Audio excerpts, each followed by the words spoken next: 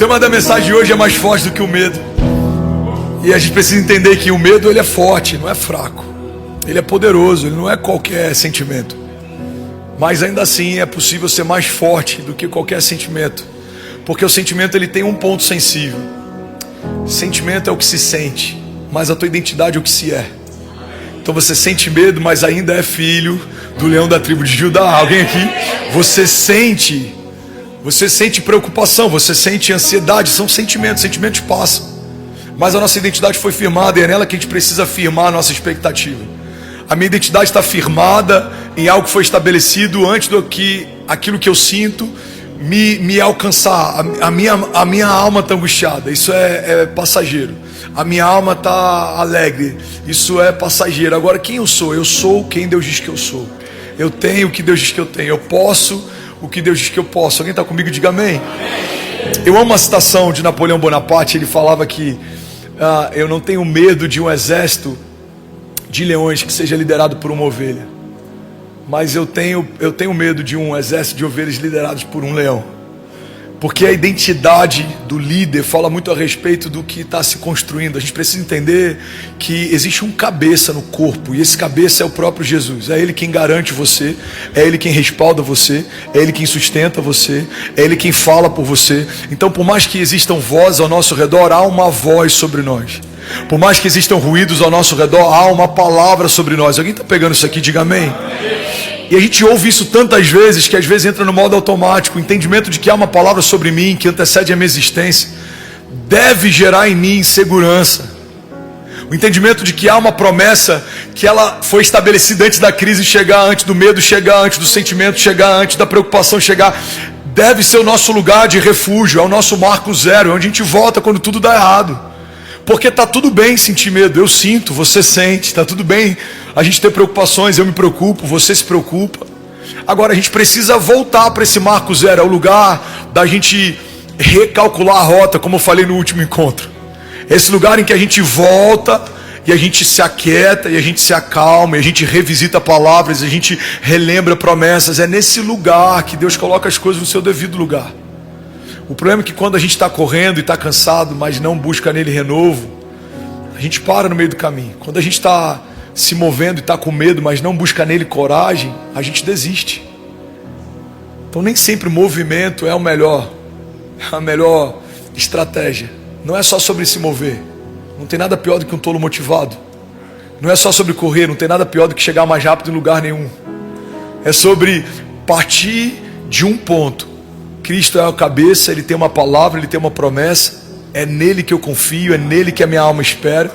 E a partir desse entendimento eu volto a correr. A partir desse entendimento eu volto a me mover. Porque eu acho que muitas palavras que a gente ministra e ouve são palavras pautadas em encorajamento. E o encorajamento é maravilhoso, mas ele precisa estar bem firmado e fundamentado em verdade de Deus. Porque senão a gente só está motivado, encorajado, a gente está correndo feito um maluco, atrás do vento, indo para lugar nenhum. Eu lembro de uma pregação que eu fiz um tempo atrás, que eu falava sobre o desafio da gente encarar a nossa jornada como se fossem esteiras. Alguém já caminhou na esteira aqui? Alguém já suou muito caminhando numa esteira? Alguém já saiu do lugar enquanto caminhava? Você já saiu do lugar enquanto caminhava na esteira? Pro lado, boa. Obrigado, Lucão, muito bom. Você corre, se cansa, sua, mas não tem destino. Você imprime esforço, dá o seu melhor, fica exausto, mas não sai do lugar. Você está ali 1 hora, 2 horas, 10 horas, não é sobre tempo. Você não vai chegar a lugar nenhum. Eu acho que muitas vezes a gente está tentando lutar contra o medo, contra desânimo e contra outros sentimentos, como alguém que corre numa esteira. A gente está querendo se distrair, quer só continuar correndo. A gente está tentando vencer esses sentimentos e quer só continuar andando, mas a palavra de Deus fala que há tempo para todas as coisas, e há tempo, inclusive, da gente voltar para o marco zero e recalcular a rota. Então, como eu consigo vencer o medo? Eu creio que uma das formas da gente vencer o medo é a gente se aquietar e deixar Deus trazer à nossa memória o que dá esperança. A gente revisitar palavras antigas, promessas antigas. Porque é isso que gera encorajamento. O que vai te encorajar não é o fato dos seus gigantes terem se apequenado. O que vai te encorajar é lembrar que há um leão da tribo de Judá que vai à frente da sua batalha. Então os gigantes podem até ser maiores do que eram na estação anterior. Não é sobre o tamanho do meu adversário, é sobre o tamanho do meu Deus. Max Lucado, ele diz que se olharmos para os nossos gigantes, tropeçaremos. Mas se olharmos para o nosso Deus, os nossos gigantes é que tropeçarão. Então eu estou falando com propriedade de causa, irmão. Tem dias que você olha e fala: caramba, velho, nessa acho que deu ruim, estou cansado, estou desanimado, estou sem esperança. Mas aí você lembra das promessas, você lembra do que Ele te falou, você lembra do que você já ouviu, você revisita algumas palavras que você recebeu, anotações que você fez, impressões no Espírito que você teve. Cara, não tem como continuar sentindo medo, sabendo quem Ele é. E eu acho que essa é a nossa grande batalha, o que se sabe e o que se sente. Quando o que eu sinto é maior do que o que eu sei, eu estou em sérios problemas. Porque o sentimento, ele é enganoso. Ele faz um gigante parecer maior do que na verdade ele é. Agora o que eu sei faz com que, independente do tamanho dos gigantes, eu saiba que o meu Deus é maior do que todas as coisas. O meu Deus, Ele é um Deus de batalha. Ele é chamado de Senhor dos Exércitos. Ele é aquele que vai à frente, não se cansa, não fica exausto. Ele é aquele que dá àqueles a quem Ele ama enquanto dorme. Ele é aquele que vai à frente.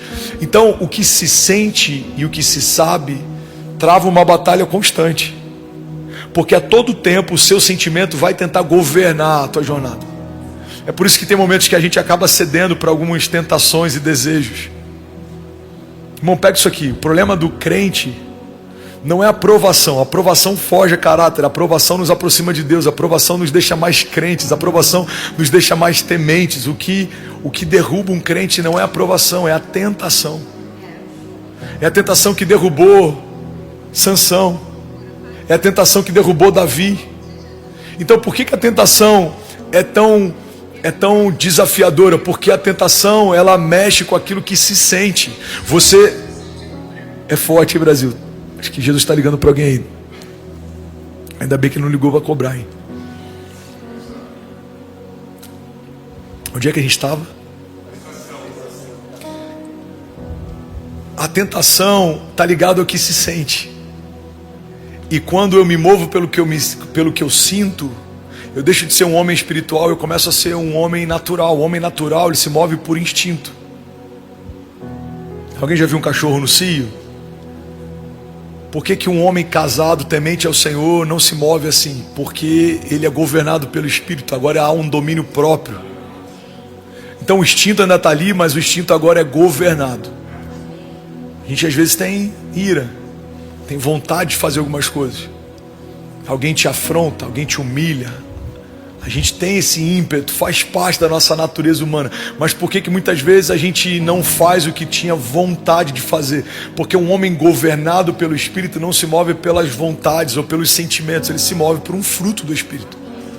A palavra, quando fala sobre as obras da carne e o fruto do Espírito, fala sobre duas realidades que se contrapõem o tempo inteiro. Então entende uma coisa: o mesmo Espírito que governa o teu ímpeto, o mesmo Espírito que governa o teu instinto, é o mesmo Espírito que quer governar a tua mente e os teus pensamentos. A Bíblia fala que sobre tudo que se deve guardar, guarda o teu coração, porque dele procedem as fontes de vida. O que é o coração? O coração é o centro das emoções. O coração é o quartel-general onde as decisões são tomadas. Se o meu coração é enganoso e ele assume o controle, eu vou me mover pelas minhas vontades, eu vou me mover pelos meus medos, eu vou me mover pelas minhas preocupações. Irmão, guarda isso aqui. O medo tem sido conselheiro para muita gente na hora de tomar decisões.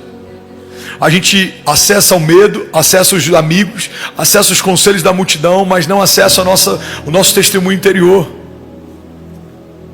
Então, você está diante de um mar fechado. Qual o sentimento que Moisés tem? Medo. Natural. Agora, qual é a garantia que ele tem? Uma palavra. Pega o cajado e toca o mar. Eu vou abrir caminho. E ele pega o cajado e toca o mar. E o caminho se abre. Aí ele avança. Agora os exércitos estão vindo contra eles. O próprio Deus que abriu o caminho, fecha o caminho. E aí eles veem os inimigos morrendo afogados. E agora tem fome. Não, olha para o céu. Do céu vai vir pão. Agora eles têm sede. Não, toca na rocha. Da rocha vai vir água. Irmão, você acha que Moisés não teve medo? Ele deve ter sentido medo em toda a jornada, em toda a travessia, em todo o tempo, durante os 40 anos. Mas acima do medo havia uma palavra. mais forte do que o medo, havia uma promessa. Então, o medo, ele é poderoso, não se engane. Ele já fez muitos heróis da fé fracassarem. Ele já fez muitos heróis da fé contemporâneos fracassarem. Ele pode fazer você abortar um sonho. Então não é sobre a gente subjugar o medo, mas é sobre a gente colocar as coisas no seu devido lugar. O medo tem uma porção, tem uma autoridade, tem um peso. Mas a promessa, mas a palavra, mas o caráter do Deus que me chamou, mas o poder daquele que opera tudo em todos, se sobrepõe ao medo. Eu amo uma citação do Bill Johnson que ele diz que a fé não é negligência dos problemas, mas é não dar aos problemas um lugar de influência na sua jornada. Então, a coragem não é uma negligência ao medo, não é fingir que o medo não existe, mas é não se mover apesar do medo. O medo não vai me fazer tomar decisões, o medo não vai me fazer diminuir expectativas ou definir os meus limites. Irmão, eu amo falar sobre isso porque eu já errei várias vezes de várias formas, mas é muito difícil eu não me mover por uma palavra ou por uma promessa ou por uma impressão por conta do medo. Eu aprendi a me mover com medo mesmo. Eu aprendi a me mover mesmo que haja um frio na barriga. Eu preciso crer nesse testemunho interior e entender que a promessa dele já é uma garantia de que tudo vai terminar bem. Não significa que vai ser fácil, nem sempre é leve, mas vai terminar bem, porque aquele que começou a boa obra, ele é fiel para concluí-la, amém? Então, para pensar, tem momentos que a gente deixa o medo definir os nossos limites. Existe um Deus que definiu os limites do mar, o diálogo entre Deus e Jó. Existe um Deus que definiu os limites da terra. Existe um Deus que definiu os limites da gravidade. Existe um Deus que definiu todas as leis da física. Esse mesmo Deus definiu os meus limites, aonde começa a minha história e onde termina ela. Mas a gente em algum momento, sem perceber, dá acesso para que o medo ou outros sentimentos nos governem e nos limitem, nos definam. Irmão, você já foi definido. Já há uma definição sobre você. Você já foi estabelecido. Não há espaço na sala do trono de Deus para um diálogo a respeito da tua identidade. Ela já foi formada. A Bíblia diz que quando você era informe no ventre da mãe, ele já te via, já se relacionava com você. Ele já tinha relacionamento com você. Então, quando o mundo tenta nos deformar, o Evangelho vem para nos transformar, porque já há uma forma original. A palavra de Deus fala a respeito de uma mudança na mente, uma metanoia. Não vos conformeis. A Bíblia fala a respeito de uma transformação, de uma renovação. Ou seja, há uma forma original, o pecado trouxe uma deformação, mas o Evangelho traz uma transformação. Você foi trazido de volta para a forma. E qual é essa forma, esse formato, esse design? Você foi feito imagem e semelhança do Criador. É o inferno que treme quando você se posiciona. É o inferno que treme quando você entende. É o inferno que treme quando você se move, não o contrário. Mas eu estou ministrando para você, ministrando para mim. Tem muitos momentos que a gente esquece quem é, e por esquecer quem é, esquece o que carrega, e por esquecer o que carrega, a gente tem medo do futuro. Futuro é um termo, é uma palavra, é uma verdade, é um princípio que deve encorajar os cristãos e não amedrontá-los. Quando a palavra futuro é citado, você fica... É porque esse termo em inglês é muito bom, excited, você fica, em português a tradução fica muito ruim. Você fica empolgado, você fica animado, ou você fica preocupado, angustiado. Se tem algo que o cristão deveria manejar bem, a ponto de liderar em qualquer momento, é o futuro. O mundo deveria olhar para a gente e falar assim: olha, eu até discordo de algumas coisas no culto à linguagem, a roupa, as músicas, mas uma coisa a gente tem que reconhecer. Ninguém lida com o futuro como o povo de Deus. A palavra de Deus diz que a mulher sábia, ela olha para o futuro e sorri. A mulher de Provérbios, ela olha para o futuro e sorri. A palavra fala que nós recebemos uma unção profética. E a partir desse desígnio profético, o que a gente faz? Liga e desliga, irmão. Ligar e desligar não é constatação de passado, é definição de futuro. Você está declarando: essa porta vai se fechar, essa janela vai se abrir, essa batalha vai cessar, esse milagre vai acontecer, esse romper está a caminho. Então não é constatação o homem natural faz. Você pega um cara que não crê em Deus e fala, como foi ano passado? Ele vai te dizer. Agora, você pega um cara que crê em Deus e pergunta como serão os próximos anos. Só ele pode falar. Porque ele carrega a palavra profética. Ele liga e desliga. Ele estabelece, reivindica. Alguém comigo aqui? Então, aonde o medo trabalha, milita? No futuro, ninguém tem medo do passado. O passado já foi. Ninguém tem medo do presente. O presente está acontecendo. Agora entende isso, irmão. Assim como o medo só trabalha no futuro, a esperança, ela mora no futuro. Aonde está a minha esperança? A minha esperança está no Deus que fez os céus e a terra. A minha esperança está no cumprimento de cada promessa. A minha esperança está naquilo que o Senhor preparou, numa mesa preparada na presença dos inimigos, no livramento, no escape. A minha esperança está no cumprimento da promessa, na plenitude dela. A minha esperança está no braço forte do Senhor. A minha esperança está na voz que vem como o som de muitas águas e invade o meu lugar secreto e o meu lugar de medo e de crise e ressignifica todas as coisas. A minha esperança está no derramado do Espírito sobre toda a carne, no vento impetuoso que move coisas de lugar. A minha esperança está na moeda de ouro que vem da boca do peixe, que vai suprir toda necessidade, no caráter do Jeová Jireh, do Deus da provisão. A minha esperança está no toque do Jeová Rafa. Eu sei que se eu apenas tocar na orla das vestes dele, eu serei sarado. Não é uma esperança passada, é uma esperança futura. Eu sei que se eu tocar nas orlas das vestes dele, ou seja, haverá um encontro, haverá um toque, e ao toque haverá uma liberação, e haverá virtude, e haverá cura, e haverá testemunho, e haverá novidade de vida. Eu sei que mesmo que a multidão tente me calar enquanto eu grito, Jesus, filho de Davi, tem compaixão de mim, haverá misericórdia. Eu sei que eu só tenho 5 pães e 2 peixinhos, e é toda a minha porção, mas se eu entregar nas mãos certas aquilo que seria o meu lanche, alimentará uma geração, e uma geração após outra geração contará a respeito das grandiosidades dos feitos de Deus. Eu preciso trazer à memória aquilo que me dá esperança. Alguém comigo aqui, diga amém. Aleluia, aleluia, aleluia. Então o futuro habita, o medo habita no futuro, a esperança também. A promessa habita no futuro, a preocupação também. O que é uma preocupação? É estar ocupado de forma prévia com algo que ainda não aconteceu. Eu estou preocupado. E qual o problema de caminhar preocupado? É que diariamente você tem ocupações, batalhas, levantes. Então quando o levante de hoje te encontra, ele te encontra exausto porque você já está socando o vento, tentando lutar com o gigante de amanhã. A gente trata problemas que não são como se já fossem, e às vezes não consegue tratar milagres que não são como se já fossem. Então o gigante nem chegou, mas eu estou com medo dele chegar. A crise não chegou, mas eu estou com medo dela chegar. O problema não aconteceu, mas eu estou com medo dele acontecer. Não. Vamos tratar o que não é como se já fosse. Para o lado bom, a boa notícia ainda não chegou, mas vai chegar. O médico ainda não disse que teve cura, mas ele vai dizer. A porta ainda não se abriu, mas vai abrir. Alguém comigo aqui? A provisão não chegou, mas está a caminho. Ele não é homem para que minta, ele é filho do homem para que se arrependa. Se ele disse que vai acontecer no céu, já aconteceu. Eu preciso crer nisso, e eu preciso descansar na certeza de que isso é uma verdade. Se não é só alegoria, fé não pode ser alegoria, irmão. Fé não pode ser alegoria. Não, eu acredito que vai acontecer. A gente vive dizendo para todo mundo que crê em milagres, mas faz de tudo para não depender de um. E eu me tornei viciado em me mover em estações que eu dependo de um milagre.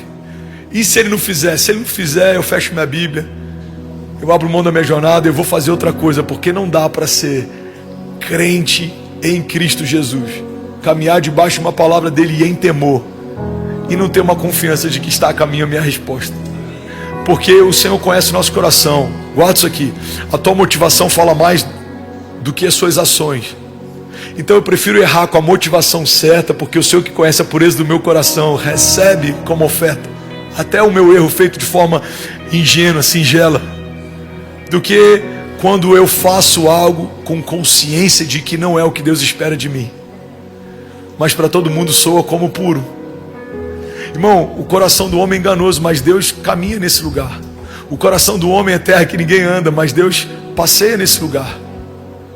Então o que ele espera de mim? Eu creio que ele espera ver em mim o ímpeto de um filho corajoso debaixo de uma palavra, mais do que alguém que fica falando que é zeloso, mas na verdade talvez seja só um medroso travestido de alguém, como é que eu vou dizer? De alguém. Tem muito, guarda isso aqui, irmão, tem muito religioso travestido de zeloso. Não é zeloso, ele só tem medo. Tem muito religioso travestido de prudente. Não é prudência, é medo. E às vezes os corajosos e ousados, eles são mal compreendidos porque erram mais, mas erram mais porque fazem mais. Erram mais porque fazem mais. Quantos homens devem ter aconselhado Neemias a não fazer o que fez? A maior parte deles, em nome de Deus, aconselhavam. Quantos aconselharam Jesus a não se entregar como se entregou o próprio Pedro, apóstolo de uma igreja primitiva? E quando fez isso, de que foi chamado? Satanás. Para trás de mim, Satanás. Por quê? Guarda isso aqui, irmão. Porque quem não vive de forma ousada, em busca de um propósito, mesmo que custe tudo, vai defender o erro como se fosse zelo. O que Pedro está fazendo é defender o engano. Ele está falando, não, vamos te poupar disso. Não, a gente vai te proteger, a gente vai te blindar. Jesus fala, para trás de mim, Satanás. A redenção não é um engano, a redenção é o motivo pelo qual eu vim à terra. O verbo encarnado precisa ser crucificado, porque a partir dessa crucificação eu vou abrir um vivo e novo caminho. Eu vou restaurar e reconciliar. Quantos conselheiros teriam dito para Neemias, não sai do palácio, permanece? Quantos teriam dito para Jesus, não se entrega, foge? Quantos teriam dito para Pedro, não coloca o pé para fora, é mais seguro dentro? Eu não sei ao certo quantos tinham, mas se estavam só os discípulos, eram 12, e só um voltou molhado para dentro do barco, mas só um voltou com uma memória de como é andar sobre as águas com o mestre. Então quem você é? Você é daquele que prefere permanecer seco, no lugar aparentemente seguro? Ou você é daqueles que a história vai falar a respeito dos feitos que você viveu com Deus? Sim, estou voltando molhado, mas caminhei sobre as águas com Jesus. Sim, estou voltando molhado, mas eu sei o que é andar sobre as águas com Ele. Sim, estou voltando molhado, mas quando Ele me disse vem, eu fui. E quando eu afundei, Ele estendeu as mãos e imediatamente me trouxe de volta. Porque é melhor ver uma mão estendida do Senhor me trazendo de volta para o lugar que eu deveria permanecer do que nunca ter estado nesse lugar. Irmão, guarda isso debaixo da unção do Senhor. Somos mais fortes que o medo. O medo, ele existe, ele está ao nosso redor, ele vem tentando nos abater, mas há uma palavra que chegou primeiro, há uma promessa que se estabeleceu primeiro. Quem é esse que até o vento e o mar lhe obedecem? Diziam os discípulos.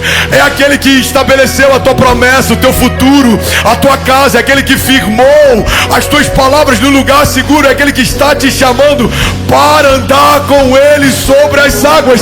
Alguém comigo aqui, diga amém. Glória a Deus. Aleluia. Aleluia. Aleluia. A gente vê isso em Davi, o homem segundo o coração de Deus. Errou porque de forma precipitada, talvez por querer apressar a chegada da presença de Deus na cidade, tentou facilitar a logística. Colocou um carro de bois no lugar do ombro dos sacerdotes. Eu não sei a motivação. Sinceramente não acho que foi economia de gasto. A história de Davi não dá margem para isso. Ele nunca economizou nada para entregar tudo para Deus. Então se a história dele não nos fala a respeito de alguém que economizava recursos, tudo bem, gente? Se a história não nos dá margem para encontrar no caráter de Davi alguém que economizava recursos ou esforços, eu não acho que foi sobre recursos. Davi não era alguém que fazia de forma intencional a quebra de princípios.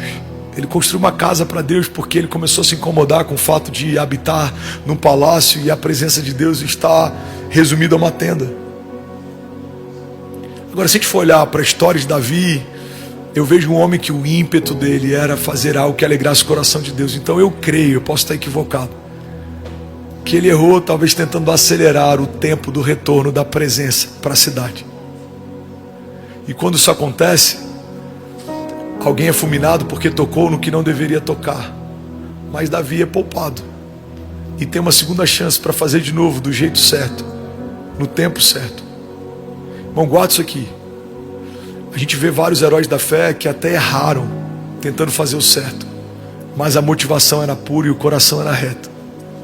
Quando a minha forma erra, não é levado em consideração porque a motivação com que eu fiz era correto. Mas quando a minha forma parece reta aos olhos dos homens, mas a minha motivação, ela não é agradável aos olhos de Deus, isso é muito preocupante. Ser mais forte que o medo significa se mover de forma ousada debaixo de uma palavra, mesmo que me custe tudo, mesmo que em alguns momentos eu tropece, mesmo que em alguns momentos eu fale, mesmo que em alguns momentos eu me canse, mesmo que em alguns momentos eu desanime. Eu preciso trazer a memória e recomeçar. Por quê? Porque há uma palavra de Deus estabelecida sobre mim que é mais forte do que as circunstâncias, do que os tropeços, do que o que está ao meu redor, do que a força dos ventos, do que o volume dos ruídos. Há uma palavra de Deus que me garante. Davi era um homem segundo o coração de Deus, e ele nos ensina um princípio. Ele fala: mesmo que eu ande por um vale de sombras e morte, mal nenhum eu temerei, porque tu, Senhor, estás comigo. Cara, o cenário é tenebroso, existe morte ao redor, ou pelo menos a sombra dela, mas a garantia do salmista é a certeza da presença de Deus. Então o lugar não é o melhor, a presença ao meu redor não é a melhor presença, o que me cerca não é talvez o melhor ambiente para eu estar, mas uma coisa eu me garanto: o Senhor está comigo, Ele está no meio do vale, Ele vai me levar a pastos verdejantes, Ele vai me guiar mansamente em águas tranquilas, o cajado dele me protege, Ele me respalda, Ele me guia. Alguém comigo aqui, diga amém. E é sobre isso que eu queria falar nessa noite, sobre caminharmos debaixo desse entendimento de que existe uma palavra de Deus, existe uma promessa de Deus, e existe uma característica no caráter de Deus que nos garante: Ele é fiel. Ele é fiel. As circunstâncias mudam, mas Ele continua sendo fiel.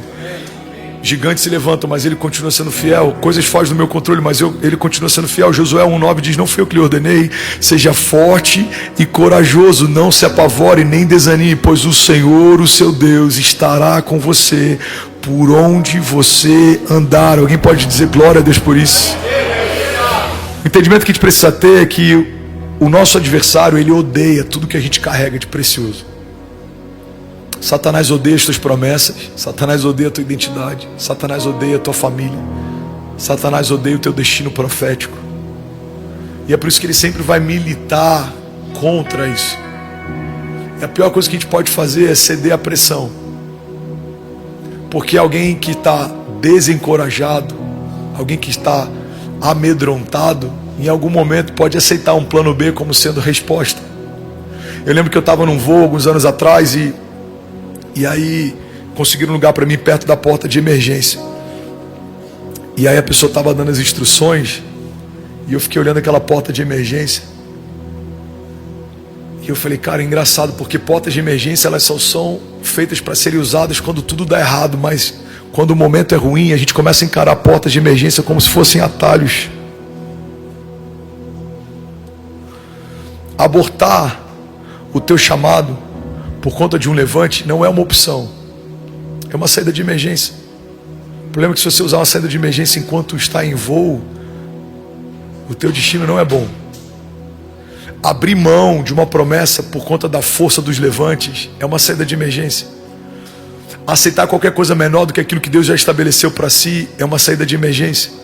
Então qual é o único caminho que a gente tem? O único caminho que a gente tem é o caminho proposto por Deus. Qualquer outro caminho não é um caminho de Deus. Logo, não nos leva para um caminho de Deus. O único caminho existente é esse. Não tem plano B, não tem plano C, não tem atalho, não tem como. Jesus, ele é levado para o deserto, ele é tentado, e uma das tentações que ele sofre é justamente usar do dom para suprir necessidade. Ele tem fome.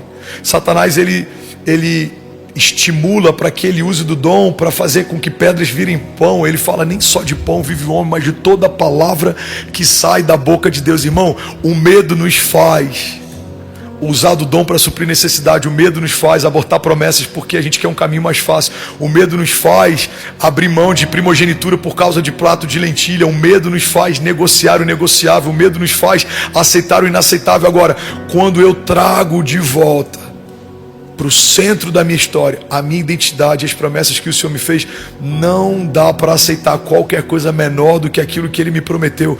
Como fazer José aceitar qualquer visão menor do que a visão que ele já teve? Como fazer Davi aceitar qualquer coisa menor do que o reinado que ele foi estabelecido?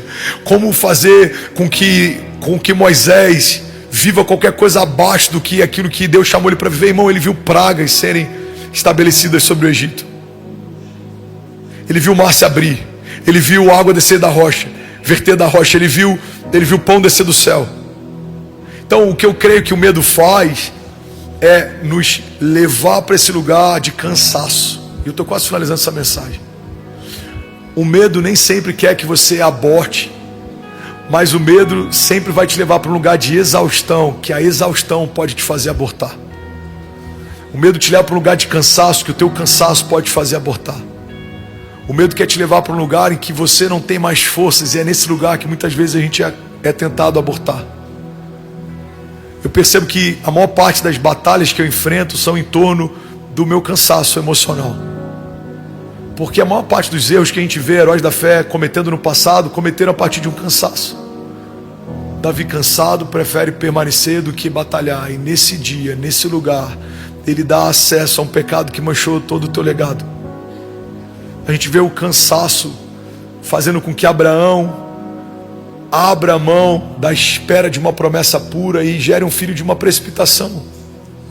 O cansaço ao longo da espera fez o pai da fé se precipitar. Irmão, pega isso aqui. O cansaço ao longo da batalha faz o homem segundo o coração de Deus pecar. Então não dá para eu e você acharmos que o cansaço em nós ele encontra imunidade. Não, a gente não é imune ao cansaço. Então eu creio que a maior parte dos medos que a nossa geração tem enfrentado é só um lugar que nos leva ao cansaço. Tem muita gente desanimada, tem muita gente cansada, tem muita gente prostrada, tem muita gente frustrada. E esse lugar é um lugar perigoso, porque é nesse lugar que a gente entrega os pontos, é nesse lugar que a gente abaixa a guarda, é nesse lugar que a gente desiste, é nesse lugar que a gente aborta. Alguém comigo? Tem muitas pessoas que você conheceu no início da tua jornada que abriram mão da jornada de fé. Não é porque elas amavam Jesus menos do que você ama. Talvez algumas delas até amavam mais, mas elas não souberam lidar com o cansaço. Elas não souberam lidar com a frustração, com a prostração, com a exaustão. Eu preguei no último encontro sobre resiliência. Eu acho que essa é uma zona de graça que a gente precisa desenvolver. A resiliência me faz permanecer de pé, mesmo que eu sinta medo. A resiliência me faz permanecer crendo, mesmo que tudo diga que não. A resiliência me faz permanecer meditando nas promessas, mesmo que toda hora chegue uma notícia ruim. A resiliência é quase como se fosse uma teimosia santa. Eu tô tão, como é que eu posso dizer? Decidido em permanecer confiando até que aconteça, que pode ser o que for, pode vir o que vier, pode ser quem for, eu permaneço guardando a esperança viva, eu permaneço confiando naquilo que o Senhor me mostrou, porque tudo que está ao meu redor pode passar, mas as palavras do Senhor, elas não passarão. Então eu creio que nesse lugar a gente recebe renovo, é nesse lugar que a gente recebe vida, é nesse lugar que flui vitalidade. Você só precisa permanecer um pouco mais, confiar um pouco mais, caminhar um pouco mais, você só precisa meditar um pouco mais, você só precisa se cercar um pouco mais de amigos, você só precisa meditar um pouco mais na palavra, porque quando o cansaço vai, a esperança brota como renovo. É como um broto que ele volta a florescer no meio de uma árvore podada. Não sei se você já me ouviu falando sobre isso, mas O termo renovo vem de rebento. Rebento é aquela folha, aquele galho que insistentemente volta a brotar num lugar que foi cortado. Se você andar pelo rancho aqui, você vai ver alguns lugares que a gente podou, e você vai ver galhos cortados. E no meio daquele galho começa a surgir um broto. Esse broto significa rebento, e esse rebento significa renovo. O renovo de Deus não é necessariamente Deus fazendo algo novo no lugar novo. O renovo de Deus muitas vezes é Deus fazendo algo novo no lugar ferido. É Deus fazendo algo novo no lugar cansado. É Deus fazendo algo novo no lugar quebrado. É Deus fazendo algo novo no lugar que todo mundo dizia não tem como mais vir vida daí. É nesse lugar que o novo de Deus surge, ressurge. Ele não pede licença, ele não pergunta se dá para acontecer, ele simplesmente acontece. É como uma criança gerada num ventre estéril. É como aquele broto que a gente vê surgindo no meio do asfalto. Alguém já viu uma planta surgindo no meio do asfalto? Cara, aquilo ali nada mais é do que uma promessa que insiste em florescer, mesmo que o cenário seja adverso. Não tem vida, não é o melhor cenário, não é suscetível para. Mas ele não perguntou para o tempo, para o clima. Ele simplesmente ressurgiu, renasceu. Isso é evangelho. Evangelho é redenção. Redenção é resgate. Resgate é ser trazido de volta para o lugar de origem. E é para esse lugar que Deus quer chamar a gente. E como que a gente vai para esse lugar? Quando a gente começa a caminhar a despeito do medo, apesar da crise, acima de todo sentimento. Eu termino voltando no lugar que a gente começou. É quando a gente decide por um desses dois lados. Vou caminhar pelo que eu sinto ou vou caminhar pelo que eu sei? Fé não é o que se sente, fé é o que se sabe. O que eu sinto hoje? Eu sinto cansaço, eu sinto medo, eu sinto preocupação. O que eu sei que o meu Deus é fiel. Eu sei que o meu Deus é justo. Eu sei que Ele é bom. Eu sei que Ele recompensa. Eu sei que dele não se zomba. Aquilo que a gente semeia, a gente colhe. Então as certezas a respeito de Deus me fazem permanecer, mesmo quando os meus sentimentos falam ao contrário. Amém? Alguém recebe isso aqui? Então feche teus olhos, eu quero ministrar sobre você. Aleluia. 2 Coríntios 4,16. Por isso não desanimamos, embora exteriormente estejamos a nos desgastar, interiormente estamos sendo renovados dia após dia. Pois os nossos sofrimentos leves e momentâneos estão produzindo para nós uma glória eterna que pesa mais do que todos eles. Assim, fixamos os olhos não naquilo que se vê, mas naquilo que não se vê. Pois o que se vê é transitório, mas o que não se vê é eterno. E aí, tudo bom? Você acabou de assistir uma mensagem aqui do nosso canal. Eu tenho certeza que ela te edificou e que ela vai gerar algo novo em você. E a gente separou mais 2 vídeos. Eu quero deixar essas indicações aqui para você continuar queimando com Jesus. E eu quero muito te fazer um pedido também. Se essa mensagem te edificou, comenta aqui embaixo, segue o canal, me ajuda a compartilhar para que mais pessoas sejam tocadas também. Deus te abençoe.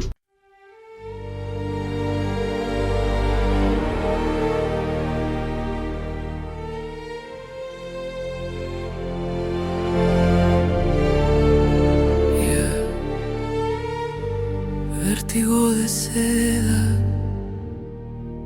mi calma se queda. Tu piel me provoca, mi alma te toca, mi voz invoca, tu luz sofoca, la noche suspira. Mi mente conspira, tu sombra delira, mi calma se vira. Vértigo de seda, mi pecho en caída, tu culpa metida, mi fe rendida. Cada paso te nombra, mi alma en la sombra. Tu beso me asombra, mi calma se alfombra. El aire me atrapa, mi pecho se escapa, tu nombre me tapa, mi voz se desmapa.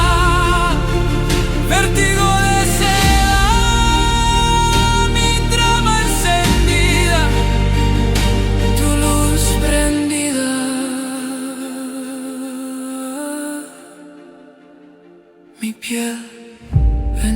vida. Yeah. Vértigo de seda. Mi alma completa.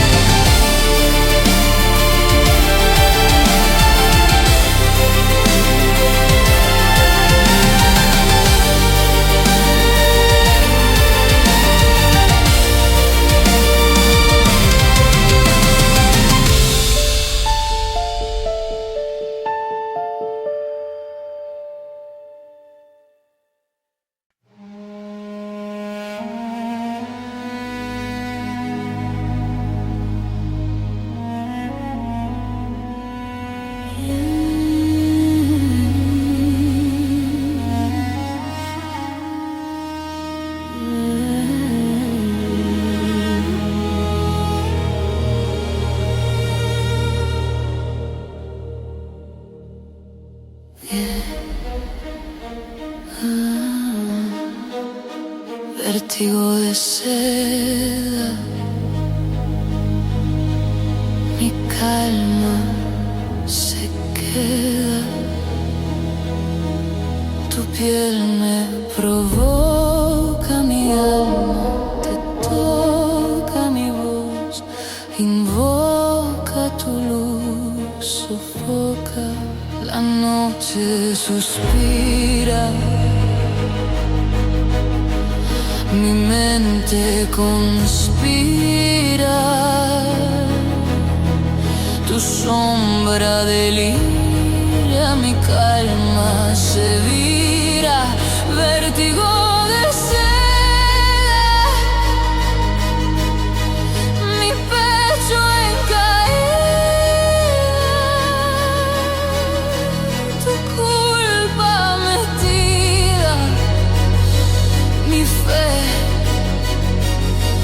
rendida.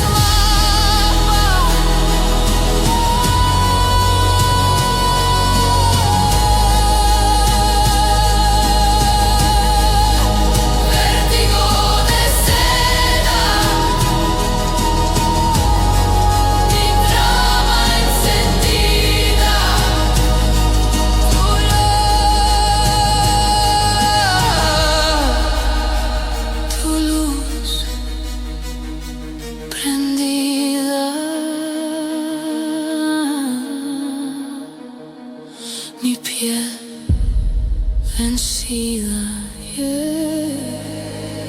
Vértigo de seda,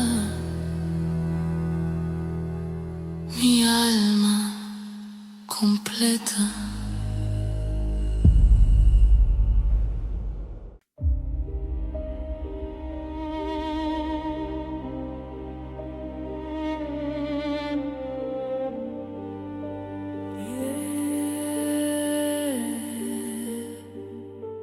Vértigo de seda, mi calma se queda.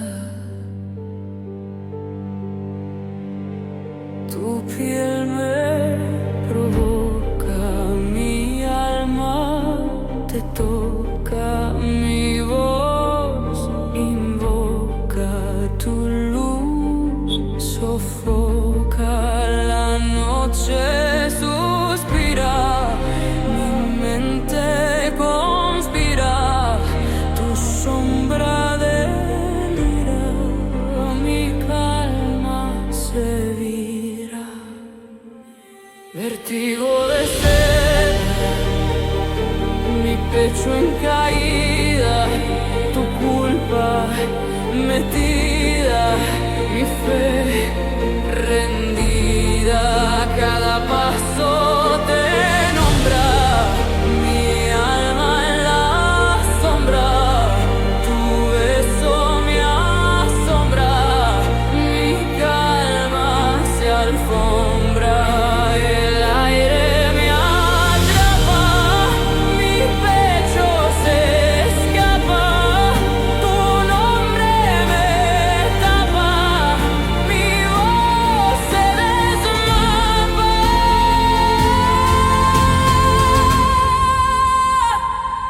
Vértigo de seda, mi trama encendida,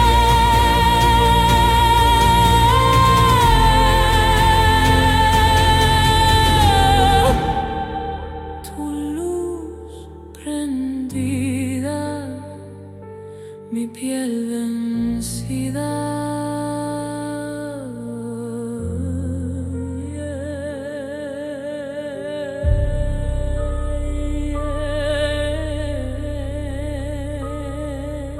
Vértigo de seda, mi alma completa.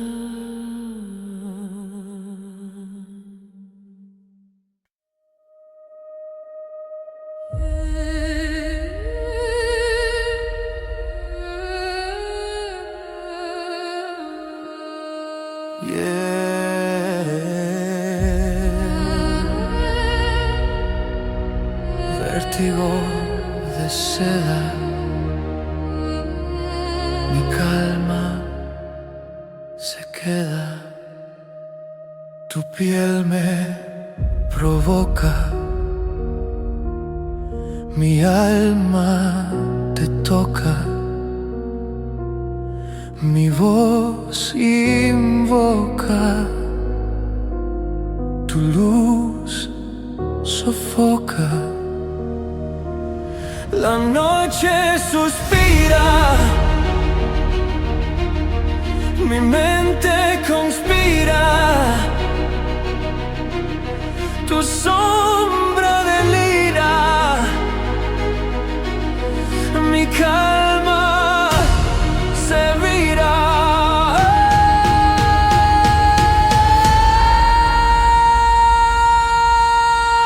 Vértigo de seda, mi pecho en caída,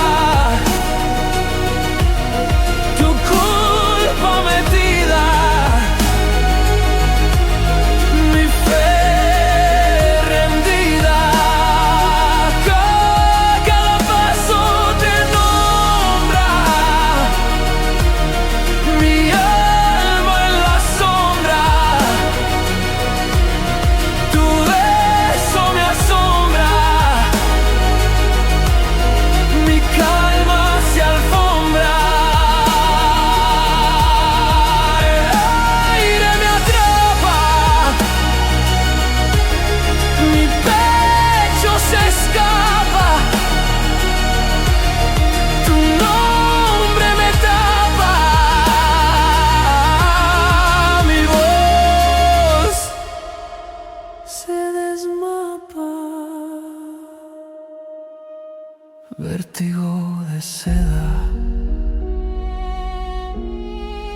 trama encendida, tu luz prendida, mi piel vencida.